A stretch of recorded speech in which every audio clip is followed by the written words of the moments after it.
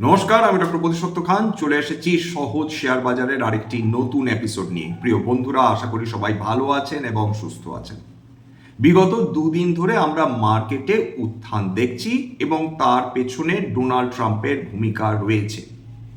Donald Trump ঠিক দিন দুয়েক আগে ঘোষণা করেছিলেন যে 5 দিনের একটি যুদ্ধবিরতি আসতে চলেছে। এর মাঝখানে তিনি ইরানের কোনো পাওয়ার বা এনার্জি ইনস্টলেশনে আঘাত করবেন না।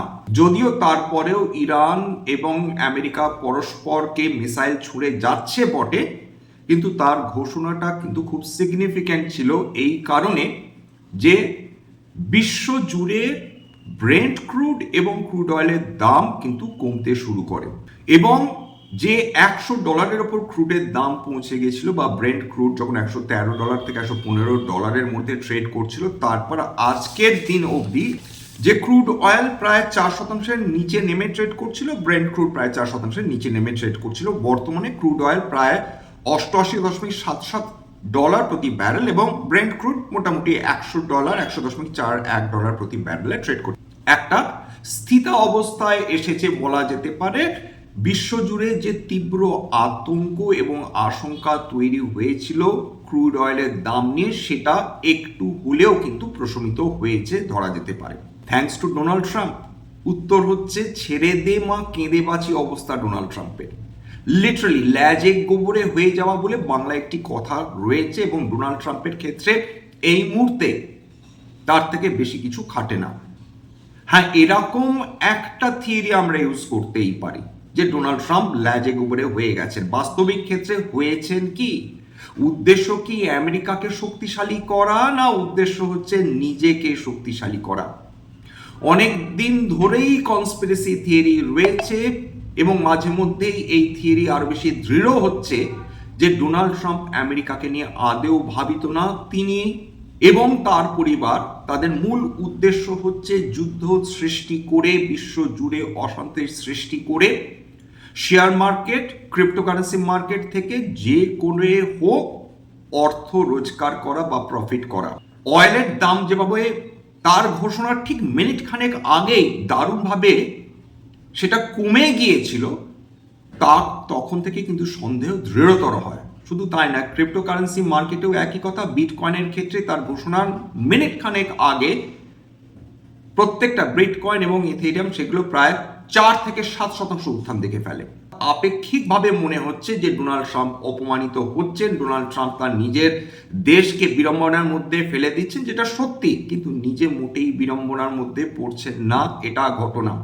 শেয়ার মার্কেট ম্যানিপুলেশন হচ্ছে, ক্রিপ্টো কারেন্সি মার্কেট ম্যানিপুলেশন হচ্ছে, বন্ড মার্কেট ম্যানিপুলেশন হচ্ছে, গোল্ড অর্থাৎ কমোডিটি প্রাইসেস ম্যানিপুলেশন। তেল খুব গুরুত্বপূর্ণ একটা অংশ এবং এটাও বলা হচ্ছে ডোনাল্ড ট্রাম্প এবং তার সঙ্গী সাথীরা এই যুদ্ধের কারণে কয়েকশো মিলিয়ন ডলার মাত্র কয়েকদিনের মধ্যে রোজগার করে ফেলেছেন। আমরা জানি না এখান থেকে ক্রুড অয়েলের দাম কোথায় যাবে, ব্রেন্ট ক্রুডের দাম কোথায় যাবে। ডোনাল্ড ট্রাম্প হঠাৎ করে কালকের রাতে ঘোষণা করলেন যে ইরান তো আমাদের সঙ্গে চুক্তি করতে রাজি হয়েছে, ইরান শান্তি চায়, ইরান শান্তি চুক্তি করতে রাজি হয়েছে। বর্তমান রেজিম নিয়ে আমাদের অতটাও আপত্তি নেই। খেয়াল করে দেখুন, অতটাও আপত্তি নেই। আমাদের পূর্বতন রেজিম, ইরানের রেজিম নিয়ে আপত্তি ছিল, সেই কারণে খামেনেইকে সরে দেওয়া হয়েছে। তার পুত্র মুস্তাফা খামেনেইকে নিয়ে নাকি তার কোনো আপত্তি নেই এবং মুস্তাফা খামেনেইর সঙ্গে নাকি ডোনাল্ড ট্রাম্পের প্রশাসনের কথোপকথন চলছে। ইরান হেসে উড়িয়ে দিয়েছে। ইরান বলছে আমেরিকার সঙ্গে আমাদের কোনো ধরনের এরকম কথোপকথন হয়নি। আমেরিকা শান্তি চাইছে, কোনো আপত্তি নেই আমাদের।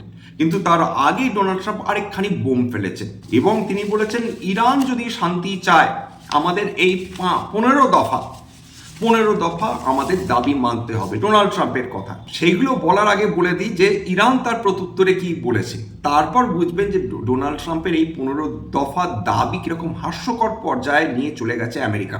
ইরান বলেছে স্ট্রেট অফ হরমুজ দিয়ে এবার যদি কোনো জাহাজ তারা তেল বা গ্যাস নিয়ে যেতে চায়, তার বিনিময়ে তাদেরকে টাকা দিতে হবে। তাদের বক্তব্য অনুযায়ী আমেরিকা যদি শান্তি চায় তবে আরব দেশগুলো থেকে অর্থাৎ 8টি দেশ থেকে সমস্ত আমেরিকান মিলিটারি বেসেস তুলে নিতে হবে। তারা নিউক্লিয়ার ওয়েপন্স বলুন বা নিউক্লিয়ার প্লান্টস বলুন, তারা ইউরেনিয়াম এনরিচমেন্ট চালিয়ে যাবে। তারপরের পয়েন্ট, ইরান বলেছে যে আমরা যত দূরত্ব সম্ভব হয় মিসাইলস আমরা তৈরি করব, কারো কিছু বলার থাকবে না। সবচেয়ে বিড়ম্বনায় পড়েছে পাকিস্তান। ডোনাল্ড ট্রাম্প তিনি আগের দিনই বলেছিলেন যে হ্যাঁ, পাকিস্তান এবং টার্কি তারা ইরানের সঙ্গে সমঝোতায় আমাদের সাহায্য করছে। এরপর আসে টুইস্ট, ইরানের যে Islamic revolutionary guard corps IRGC, তারা পাকিস্তানের তেলবাহী জাহাজকে ঢুকতেই দেয়নি এবং তারা সেটাকে কনফার্ম করেছে। তারা বলেছে না, আমরা পাকিস্তানের তেলবাহী জাহাজকে স্ট্রেট অফ হরমুজ দিয়ে তেল উত্তোলন মানে তেল নিয়ে আসার জন্য কোনো অনুমতিই নেই। তার কারণ তার আগে থেকে কোনো অনুমতি নেওয়া ছিল না। এবং পাকিস্তানের ভূমিকা নিয়ে ইরানের মধ্যে যথেষ্ট হাসাহাসি চলছে এই মুহূর্তে, কারণ তারা জানে যে পাকিস্তান একটি দুমুখো সাপ, তাদেরকে কোনোভাবে বিশ্বাস করা যায় না এবং পাকিস্তান যে কোনো দিন আমেরিকাকে তাদের বেস অলরেডি দিয়ে রেখেছে এবং ফুট আউট দ্য গ্রাউন্ড দিতেই তারা আপত্তি করবে না। ইরান বলল যে শান্তি চাইছেন, আমেরিকার উদ্দেশ্যে বলেছে আগে যে যুদ্ধের কারণে আমাদের কয়েকশো বিলিয়ন ডলারের ক্ষতিটি করে দিলেন, সেই টাকাটা ক্ষতিপূরণ হিসেবে আগে আমাদের দিন। শান্তি, আমরা সবসময় শান্তির পক্ষে, আগে আমাদের ক্ষতিপূরণ দিন, তারপর না হয় কথা হবে। খেয়াল করে দেখুন তো কারা এই টোনে কথা বলে, কোন দেশ এই টোনে কথা বলে? তারাই এই টোনে কথা বলতে পারে যারা যুদ্ধে জয়লাভ করছে। ইরান এই মুহূর্তে যুদ্ধে জয়লাভ করছে, হ্যাঁ ফিজিক্যাল যুদ্ধে নয়, কিন্তু সাইকোলজিক্যাল ওয়ারফেয়ারে ইরান যুদ্ধে জিতছে, গোটা বিশ্বকে একেবারে ত্রাসের মধ্যে রেখে দিয়েছে। তার কারণ অয়েল অ্যান্ড গ্যাস। তারা একদম সম্পূর্ণভাবে ঘোষণা করেছে সমস্ত কিছু আমরা যেভাবে বলবো সেইভাবেই চলবে, গোটা বিশ্বকে সেই দাবিগুলো মেনেই কাজ করতে হবে। কয়েকশো বিলিয়ন ডলার তাদের অলরেডি খরচ হয়ে গেছে যুদ্ধে, খরচ কিন্তু সুবিশাল এবং আমেরিকার সাথে আরো খরচ হবে যদি এই যুদ্ধটা তারা প্রলম্বিত করে। তো তার কারণ আমেরিকার এই যুদ্ধের থেকে সত্যি কি কিছু পাওয়ার ছিল? ট্রাম্পের পাওয়ার ছিল, কিন্তু আমেরিকার কি কিছু পাওয়ার ছিল? উত্তর হচ্ছে আমেরিকার কোনো কিচ্ছু পাওয়ার ছিল না। কেবলমাত্র ইসরায়েল বলেছে বলে আমেরিকা ঝাঁপিয়ে পড়েছে, বকলমে ট্রাম্প ঝাঁপিয়ে পড়েছেন, আমেরিকার সাধারণ মানুষের জীবন হেল করে ছেড়ে দিয়েছেন।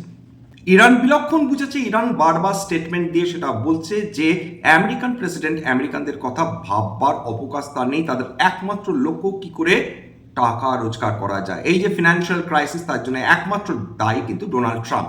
এই কথাটা ইরানিয়ান মিডিয়া বলছে এবং কথার মধ্যে আংশিক না প্রায় পুরোটাই সত্যি বলা যেতে পারে। মার্কেট তো পরপর দুদিন উত্থান হয়েছে, তবুও এই কথাগুলো কেন ইম্পর্টেন্ট? এই কারণে ইম্পর্টেন্ট যে যুদ্ধ শেষ হয়নি, দুটো দিন রিলিফ র্যালি পরপর হয়েছে। মিসাইল যুদ্ধ কি বন্ধ হয়েছে? ইরান কি আরব দেশগুলোতে মিসাইল ছোড়া বন্ধ করেছে বা ইসরায়েলের যুদ্ধ মানে মিসাইল ছোড়া বন্ধ করেছে? উত্তর হচ্ছে না। তার কারণ আমেরিকা একতরফা যুদ্ধবিরতি ঘোষণা করেছিল, ইরান বলেছিল আমরা যুদ্ধবিরতির মানি না, তোমাদের আমাদের দাবি মানো, যুদ্ধের বিরতি তারপর ভাববো। যাই হোক, ট্রাম্পের বক্তব্যগুলো শুনুন।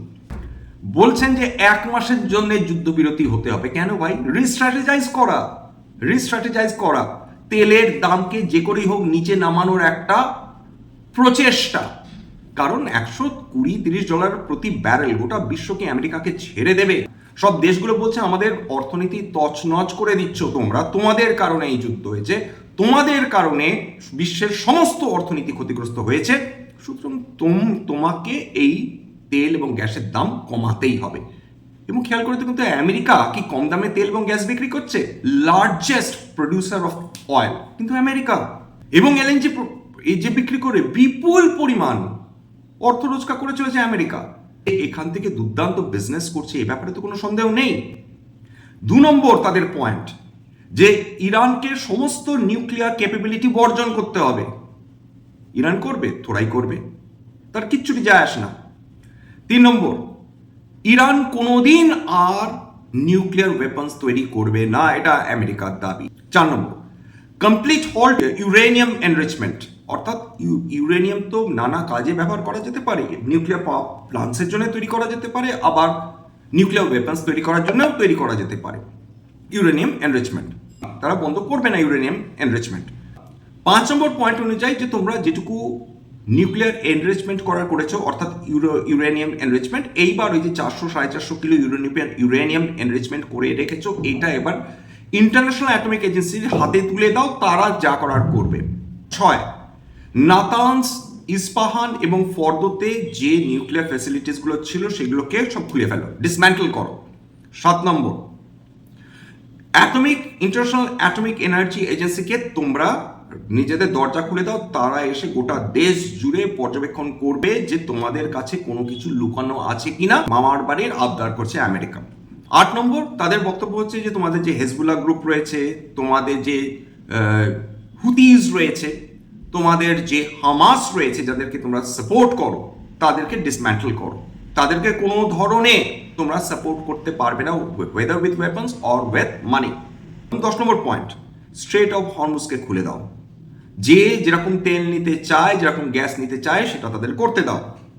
11 নম্বর পয়েন্ট, যে তোমাদের একটা লিমিটেড রেঞ্জ থাকবে মিসাইলস ছোড়ার জন্য। তোমরা ইসরায়েলকে গিয়ে আঘাত করতে পারবে না, ইসরায়েল অবধি তোমাদের মিসাইল পৌঁছাতে পারবে না, কেবলমাত্র সেই ক্যাপাবিলিটির মিসাইলই তোমরা তৈরি করতে পারবে। আচ্ছা, 12 নম্বর পয়েন্ট, ইরানের মিলিটারি ক্যাপাবিলিটিকে রিডিউস করো। কেবল তারা ডিফেন্ড করতে পারবে, তারা অফেন্সে যেতে পারবে না। খেয়াল করে দেখতে পাচ্ছেন গালফ স্টেটসগুলোর কি অবস্থা হয়েছে, তাদের কেবলমাত্র ডিফেন্সিভ ক্যাপাবিলিটি রয়েছে, তাদের অফেন্সিভ ক্যাপাবিলিটি নেই। আমেরিকা এই 8টি মধ্যপ্রাচ্যের দেশকে লিটারালি খর্ব করে রেখে দিয়েছে, তাদের শক্তি বলে কিচ্ছুটি নেই, কেবলমাত্র মাঝে মাঝে ডিফেন্ড করা ছাড়া। ইরানের ক্ষেত্রে একই চাইছে আমেরিকা। 13 নম্বর, এই সমস্ত কিছু যদি মানে ইরান, তবে ইরানের ওপর নিউক্লিয়ার স্যাংশনস জনিত যে স্যাংশনসগুলো রয়েছে সেগুলোকে সরিয়ে নেওয়া হবে।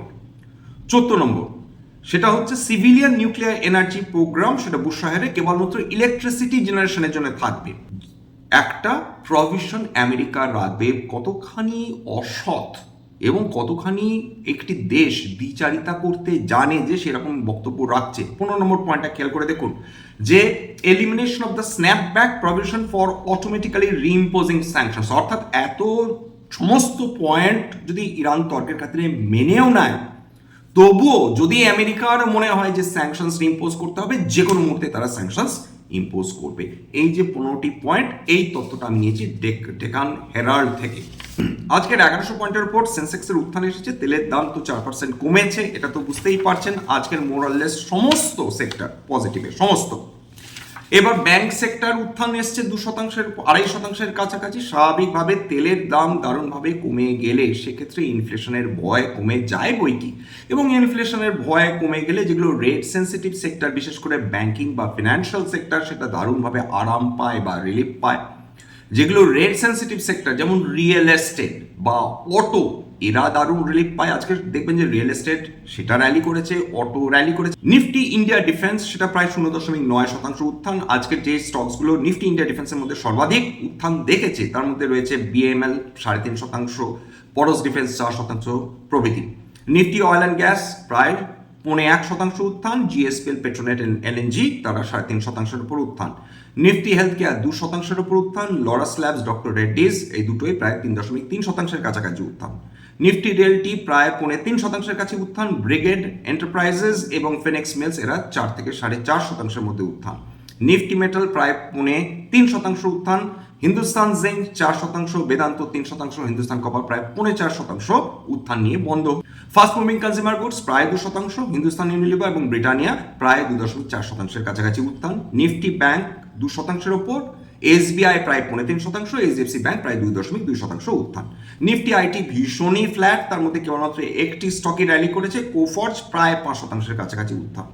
নিফটি অটো 2.26% উত্থান। Exide industries 3%, Mahindra and Mahindra 3.3% উত্থান নিয়ে ট্রেড করছিল।